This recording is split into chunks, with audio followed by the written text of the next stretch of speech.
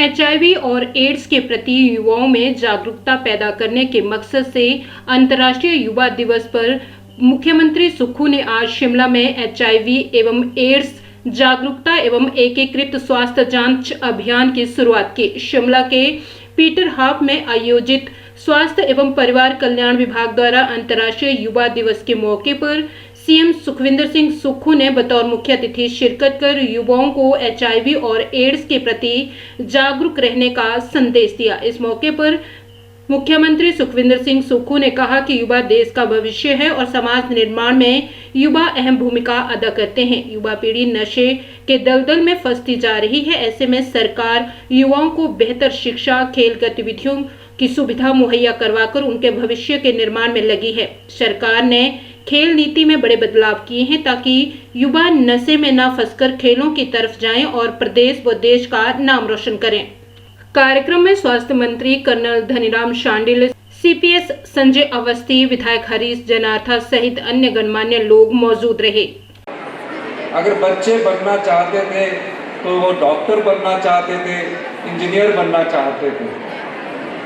अब इस संख्या में थोड़ी कमी आई है, लेकिन अच्छा लगा कि आप अपने भविष्य को किसी लक्ष्य को इंगित करके आगे बढ़ना चाहते हैं। सफलता और असफलता आपकी मेहनत पर निर्भर करती है। मैं भी गवर्नमेंट स्कूल से पढ़ा हूँ। छोटा शिमला गवर्नमेंट स्कूल से मेरी शिक्षा हुई है। गवर्नमेंट कॉलेज शिमला में मेरी पढ़ाई हुई है। फिर यूनिवर्सिटी में मैंने लॉ किया और 1-2 डिप्लोमा और डिग्री की। पर लक्ष्य उस समय से 17 साल की उम्र से राजनीतिक जीवन में कूदने का था।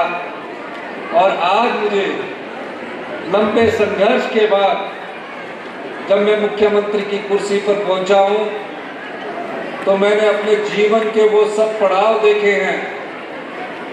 क्योंकि मुझे जीवन में, चाहे मैं छात्र जीवन में था, चाहे युवा जीवन में था और चाहे अधेड़ उम्र में आया, हमेशा राजनीतिक रूप से मैं जिस भी संगठन में रहा, प्रदेश का नेतृत्व करता रहा, चाहे वो छात्र जीवन में था, चाहे युवा जीवन में था और चाहे अधेड़ जीवन में आया। 17 साल की उम्र में मैंने सीआर का इलेक्शन गवर्नमेंट कॉलेज शिमला से लड़ा। तो प्यारे बच्चों,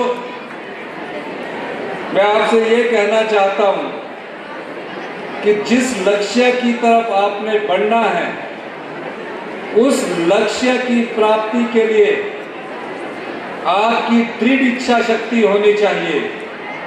आपका काम करने का तरीका हमेशा मेहनत से जुड़ा होना चाहिए। और जो लोग मेहनत करते हैं और लक्ष्य को तय करके आगे बढ़ते हैं, सफलता एक दिन उनके पांव छूती है। ये मैं आपको कहना चाहता हूं।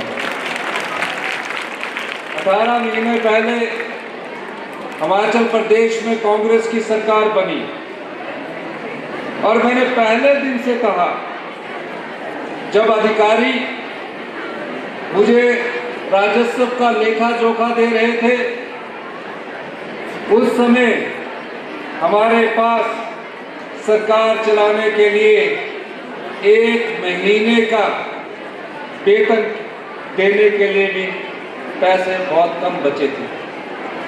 हमने दिन रात मेहनत करके उस आर्थिक चुनौती को पार किया और कुछ फैसले करके आर्थिक चुनौती का में जो सुधार करने चाहिए थे, उस सुधार की दृष्टि से हम आगे बढ़े।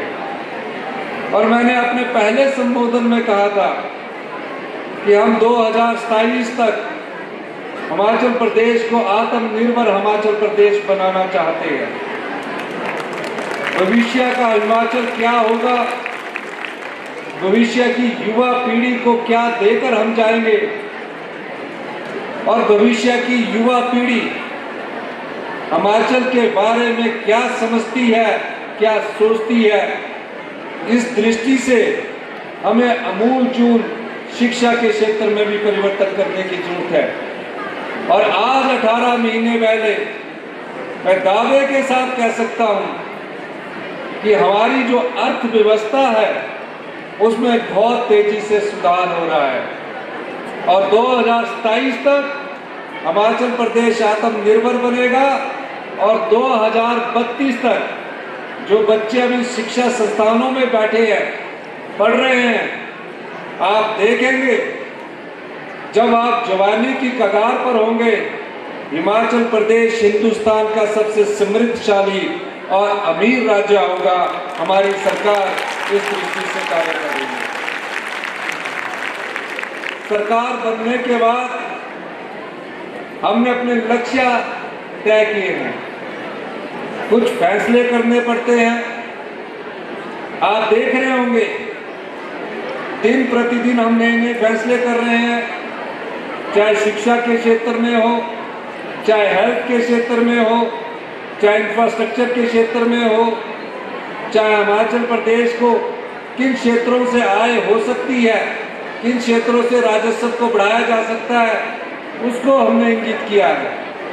शिक्षा के क्षेत्र में जो भविष्य की चुनौती आपके सामने आने वाली है, हमने शिक्षा संस्थानों में artificial intelligence, data science, internet of things, machine learning के कोर्स ITI में शुरू करके, पॉलिटेक्निकल में शुरू करके, इंजीनियरिंग कॉलेज में हम शुरू करने जा रहे हैं।